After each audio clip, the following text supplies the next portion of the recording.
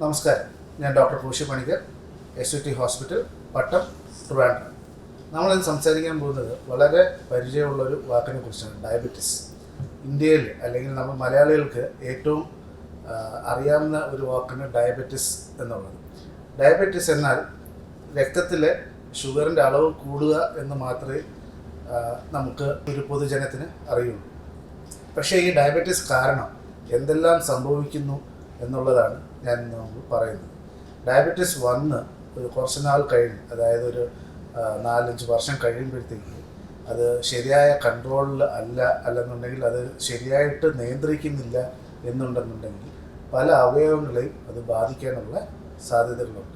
കിഡ്നിയെ ബാധിക്കാനുള്ളതാണ് diabetic nephropathy എന്ന് പറയാം. ഇപ്പോൾ കണ്ണിനെ ബാധിക്കുകയാണെങ്കിൽ ഡയബറ്റിക് റെറ്റിനോപ്പതി. അങ്ങനെ നമുക്ക് ഓരോരോ അവയവങ്ങളെയും ബാധിക്കുന്നതായിട്ടുള്ള ഡയബറ്റിസ് ഉണ്ട്. ഈ ഡയബറ്റിസിന് ഞാൻ ഒരു സർജനായിട്ട് എന്താണ് സംസാരിക്കുന്നതെന്ന് വെച്ച് കഴിഞ്ഞാൽ, ഈ ഡയബറ്റിസ് അൺകൺട്രോൾഡ് ആയി കഴിഞ്ഞാൽ നമ്മുടെ നെർവസ് സിസ്റ്റത്തിനെ എഫക്റ്റ് ആവും. അതായത് നമ്മുടെ കാലിലേക്കുള്ള വേർപ്പ് ഗ്രന്ഥികളും കാലിലെ മസിലിനോടുള്ള നെർവുകളും, അതായത് പേശികളിലോട്ടുള്ള നമ്മുടെ നെർവുകൾ, പിന്നെ അല്ലാതെ അതിൻ്റെ സെൻസറി നെർവുകൾ, അതായത് തൊട്ടാൽ അറിയുന്ന സെൻസേഷൻ്റെ നെർവുകളിലെല്ലാം ഈ അൺകൺട്രോൾഡ്, അതായത് നിയന്ത്രിതമല്ലാത്ത ഡയബറ്റിസ് ബാധിക്കുമ്പോൾ എന്ത് സംഭവിക്കും?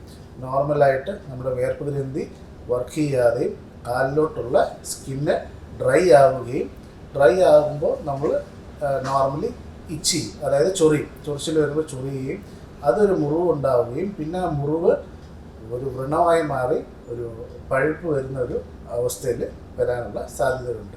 അതിനെ ഡയബറ്റിക് ഫുഡ് സിൻഡ്രോം എന്ന് പറയുന്നു.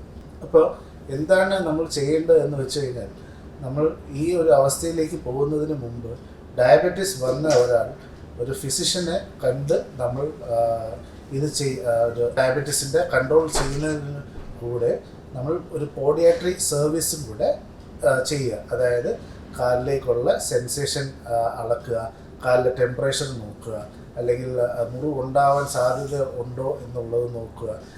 ഒരുപാട് സ്ട്രെയിൻ ചെയ്ത് നടക്കുമ്പോഴത്തേക്ക് കാലിൻ്റെ പാദത്തിലുള്ള തൊലി കട്ടിയാവുകയും ആ കട്ടിയിൽ റിപ്പീറ്റഡായിട്ടുള്ള ഒരു സ്ട്രെസ്സ് വരുമ്പോൾ അതിൻ്റെ അകത്തൊരു മുറിവ് ഉണ്ടാവുകയും അതിരുന്ന് പഴുക്കാനുള്ള അവസ്ഥകളുണ്ട്.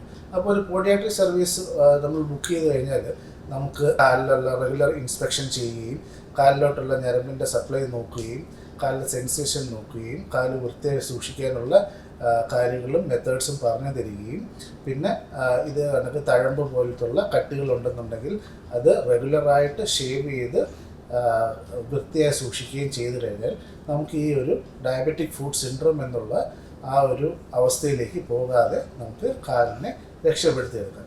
ഈ ഡയബറ്റിക് ഫുഡ് സിൻഡ്രോം ഇത്ര വലിയ സംഭവമാണോ എന്ന് ചോദിച്ചു കഴിഞ്ഞാൽ, ഒരു പ്രായത്തിന് മുകളിലോട്ട് ഡയബറ്റിസ് അൺകൺട്രോൾഡ് ആയിട്ട് ഇരുന്ന് കഴിഞ്ഞാൽ നമുക്ക് ആ ഭാഗം പഴുക്കാനുള്ളതും ഒരു ഭാഗം ചിലപ്പോൾ നേരത്തെ കണ്ടുപിടിച്ചില്ല എന്നുണ്ടെന്നുണ്ടെങ്കിൽ ആംപ്യൂട്ടേഷനിലേക്ക്, അതായത് മുറിച്ചു മാറ്റേണ്ട അവസ്ഥയിലേക്ക് വരെ പോകാവുന്ന ഒരു സംഭവമാണ് ഈ ഡയബറ്റിക് ഫുഡ് സിൻഡ്രോം.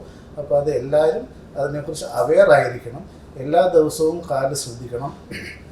സെൻസേഷൻ കുറവുള്ളവർ എല്ലാ ദിവസവും കാല് ശ്രദ്ധിക്കേണ്ടതാണ്. എന്തെങ്കിലും ഒരു ചെറിയൊരു മുറിവോ അല്ലെന്നുണ്ടെങ്കിൽ ഒരു കല്ലോ അല്ലെങ്കിൽ എന്തെങ്കിലും ഒരു ആണി കൊണ്ടിരുന്നാൽ പോലും ഇങ്ങനത്തെയുള്ള വ്യക്തികൾക്ക് അത് അറിയാൻ വൈകുകയും നമ്മൾ അറിഞ്ഞു വരുമ്പോഴത്തേക്ക് അവിടെയുള്ള പേശികളും അവിടെയുള്ള ടിഷ്യൂസും എല്ലാം ഇററിപ്പയറബിളായിട്ട് ഡാമേജ് ആവുകയും പിന്നെ അത് നമുക്ക് ഒരുപാട് ശ്രമപ്പെട്ട് വേണം അത് റിപ്പയർ ചെയ്ത് കൊണ്ടുവരാനായിട്ട്. ചിലവർക്ക് അത് റിപ്പയർ ആവാതെയും ചിലപ്പോൾ ആംപ്യൂട്ടേഷൻ, അതായത് ആ ഭാഗം വെച്ച് മുറിച്ച് കളയേണ്ട അവസ്ഥകളും വരാനുള്ള സാധ്യതകൾ ഉണ്ട്. അപ്പോൾ ഇതിന് നമ്മൾ എന്ത് ചെയ്യണമെന്ന് വെച്ച് കഴിഞ്ഞാൽ, റെഗുലറായിട്ട് ഒരു ഫിസിഷ്യനെ കണ്ട് ഡയബറ്റിസ് ഇത് നിയന്ത്രിക്കണം. ഒരു podiatry service once in 6 months, അതായത് 6 മാസത്തിലൊരിക്കലും ഒരു പോഡിയാട്രി സർവീസ് നമ്മൾ ചെയ്യുക.